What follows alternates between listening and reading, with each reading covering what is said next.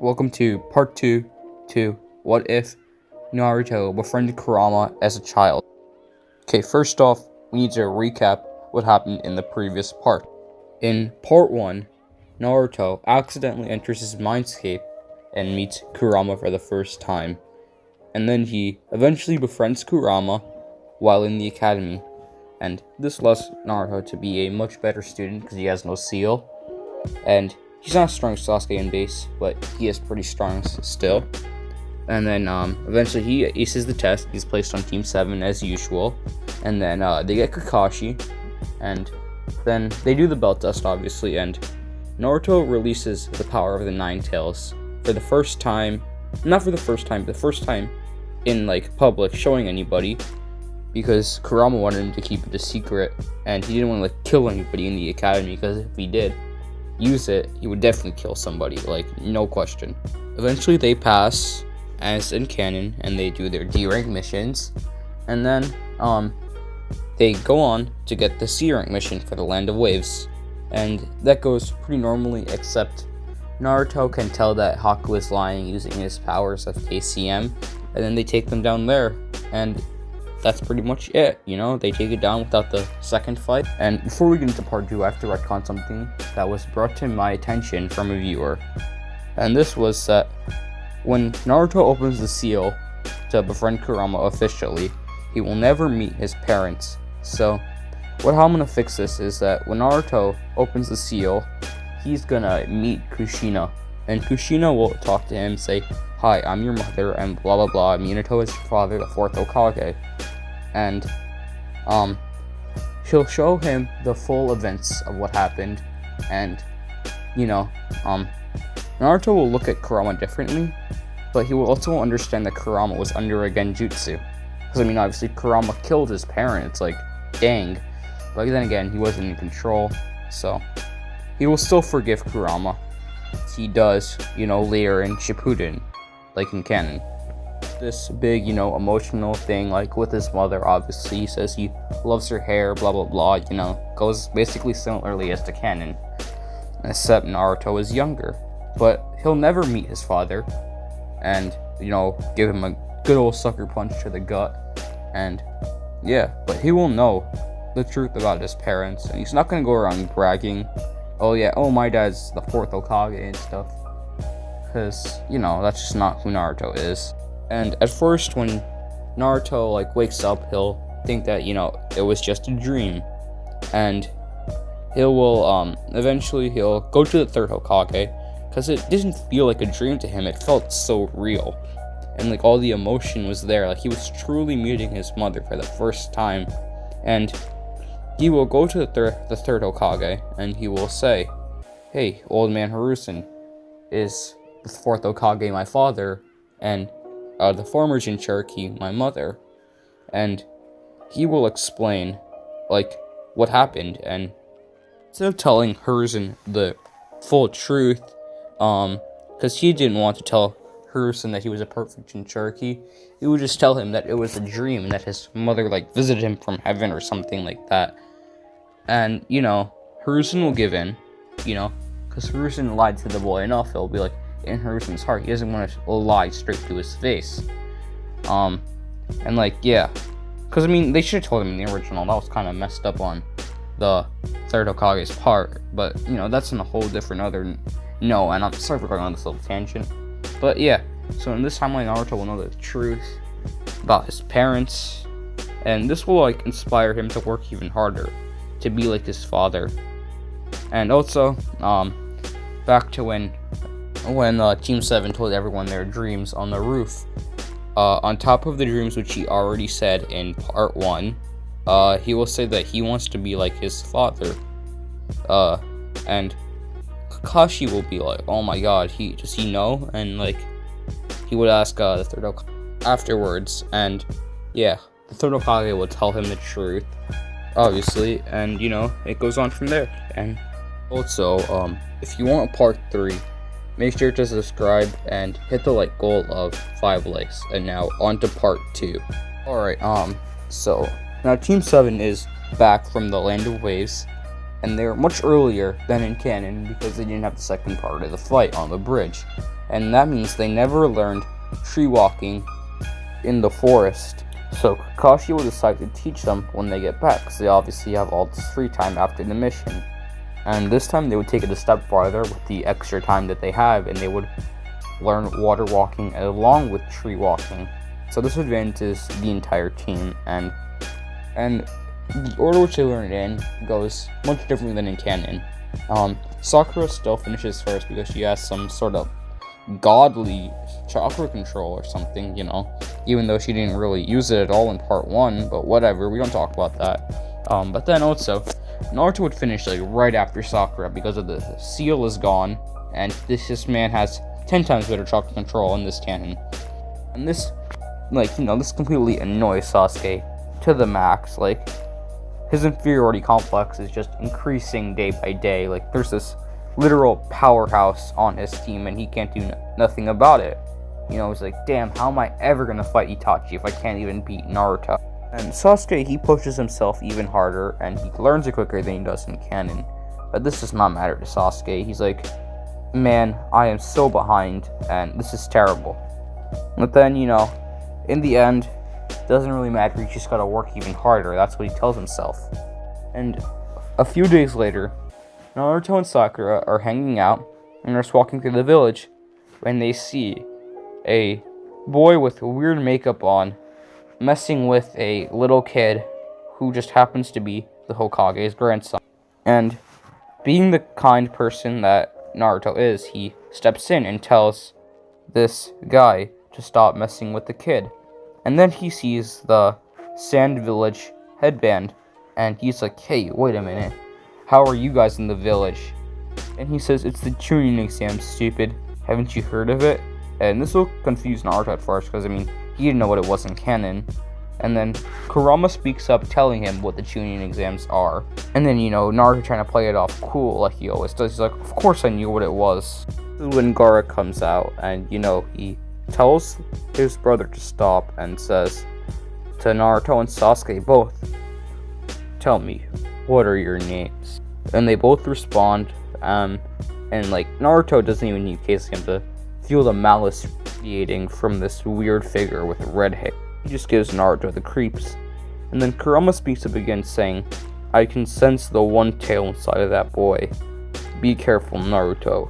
Later that day, Kakashi will see the progress made by the entire team and decide to recommend this Team 7 for the Chunin exams. And this time, Iruka won't feel the need to test this team because he knows Naruto is strong, and he's heard the rumors of Naruto's crazy strength that he's been using. And when Team 7 gets to the Chunin exams, Naruto will be able to break out of the Genjutsu because he's a Privation Cherokee, and Sakura and Sasuke were already out of it, just like in canon. And so they would obviously pass this mini test, and then later on, Rock Lee would challenge both Naruto and Sasuke, because he challenged Sasuke being the lone survivor of the Uchiha clan, and he's heard about Naruto's crazy strength and wants to challenge him as well. And Sasuke will proceed to fight Rock Lee first, and he'll just get slapped just like in canon. The only difference is that Lee won't use the primary Lotus because he knows that he has another fight for Naruto, and he can't injure himself using the Lotus. When he starts to fight Naruto, Sasuke is already pissed, standing on the sidelines, and he wants to get revenge for his teammate, and he will square up with Rock Lee, and he's not going to use KCM for some petty spar, but he will be pretty cautious, seeing how Rock Lee just took out Sasuke with no problem at all. And it will go pretty much how it went with Sasuke. He'll get slapped, and Might Guy will obviously step in and stop Rock Lee from pummeling Naruto. And both Naruto and Sasuke would be pretty humbled by their experience with Rock Lee, and they'll be a little more cautious going into the Chunin exams. And phase 1 of the Chunin exams begins, and for Sakura and Sasuke, it goes pretty normally, but for Naruto, it changes quite drastically. Naruto is able to answer most of the questions correctly with Kurama's help, because, Kurama's an immortal being with, knowledge of 1,000 years, so he will be able to do the questions. And then, when they get to the final question, Naruto doesn't give up, and he gives his big speech about never giving up, and then this inspires the other Genin to, not give up, and he goes pretty normally, and then, Anko comes in, and she says, get ready for part 2 tomorrow, and that wraps up phase 1 of the Chunin exams. The next day, all of the Genin arrive to the Forest of Death to enter phase 2 of the Chunin exam. And it starts very normally, and eventually, Team 7 will be attacked by Orochimaru, just like in canon, and they will be separated, and the giant snake will go after Naruto, while Orochimaru himself goes after Sasuke and Sakura. And Naruto will break out of the giant snake, just like in canon, using all his shadow clones, and back with Sasuke and Sakura, they are fighting Orochimaru, but Orochimaru releases his bloodlust, petrifying Sasuke and Sakura. This fear Sasuke's Sharingan changed to a fully complete 2-tomo Sharingan, which literally turns on Orochimaru, because he's obsessed with the Sharingan. But despite Sasuke having this 2-tomo Sharingan, he's still no match for Orochimaru, and right when Orochimaru is about to place the curse mark on Sasuke, Naruto comes in his KCM form and kicks this neck extended Orochimaru right in the face, and then they proceed to scrap. And this is basically a Four Tails Naruto, and a Tenchi Bridge. A Four Tails Naruto was just barely even with a weakened Orochimaru, so Orochimaru will deal with Naruto with a little bit of trouble, and he will be intrigued by this mysterious power, because he won't know it's the power of the Nine Tails, not yet. So he will want this power for himself. So for the meantime, he's going to put on a 5-pronged seal, so Naruto can't use this power. Because you can see that this power is purely just chakra based. It's just so much chakra. So he puts the seal on to seal away the chakra so Naruto can't use it. And then he will proceed to put a curse mark on both Naruto and Sasuke, because he wants the Sharingan and this boy's mysterious power. And both of the boys fall out of consciousness, and Sakura has to take care of both of them. And she notices the weird marks on their neck, and she will notice that Naruto's is healing itself. It's going away using the power of the Nine Tails, because Naruto still had Kurama's healing abilities even after the 5-pronged seal. But you'll also notice that Sasuke's isn't going away, and this leaves her pretty much confused, but what is she gonna do about it? And then, Naruto will eventually wake up, and, because he's all healed, and this is when Rock Lee comes in to fight the Sound Genin after Sakura utterly fails by, just giving herself a haircut. And both Lee and Naruto, even this being a weakened Naruto, are able to take out the Sound Genin together. And this means Sasuke, won't wake up and go on his, evil rampage with the curse mark activated. Naruto will obviously have mercy on the Sound Genin, because, that's just the kind of person he is, but he will take their scroll. So this leaves them with the one scroll that they have from the Sound Genin. And then that's when they meet up with Kabuto afterwards. And it goes identically after that. They find the Rain team with all the weird clones, and they take their scroll and they pass. It goes basically the same. But Kabuto was obviously only there to see how the curse marks had progressed, and he will notice that Naruto's is gone, which confuses him a lot. He's like, how is this boy alive and the curse mark isn't there? And obviously Kabuto is still playing the role of a double agent and acting like they're friends, so he won't say this out publicly because that'd blow his cover. But, after he finishes the test, he's going to tell Orochimaru that Naruto's curse mark is gone, but Sasuke is still there, so Orochimaru will definitely be annoyed by this, but he'll be fine. He's like, okay, we still have the Sharingan, so that's okay.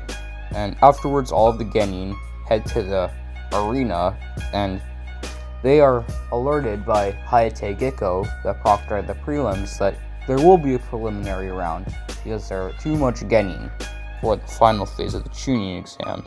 And obviously this annoys all the genin, and then Kabuto drops out because Sasuke is still alive and his job is done. All of the fights afterwards go exactly the same, except for Naruto and Kiba's. Naruto is basically able to slap Kiba because, he's as strong as Sasuke in this canon, so he's basically a prodigy in base, and Kiba is basically fodder, let's be honest. He got knocked out by, like, a fart in canon, but Naruto's gonna be able to toy with him and knock him out easily. And also, in the Neji vs Hinata fight, Naruto will stand up for Hinata just like in canon, because he sympathized with Hinata, because he was never strong growing up until he befriended Kurama, and he had to work hard to befriend Kurama, so that's why he sympathizes with Hinata, and he vows to beat Neji in the next round for Hinata. Still has a crush on Naruto in this timeline.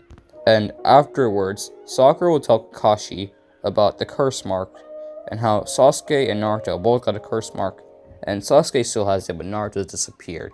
So then, Kakashi will go on to seal Sasuke's curse mark, and he will chalk up Naruto's disappearing curse mark to the power of the Nine Tails. Because, with Naruto, it's always a Nine Tails, so that's what Kakashi assumes. Alright, I hope you all enjoyed that video, and if so, remember to just, drop a like, and hit the subscribe button, and also share, because if you really wanted to see part 3, you should share with your friends who will also like the video, and that will help us get to 5 likes. And also, you should comment and tell me what you thought, as I love to hear all of the constructive criticism and everyone's ideas, and I might just retcon something just like how I did in today's video. And remember to stay safe and have a great day. Signing off.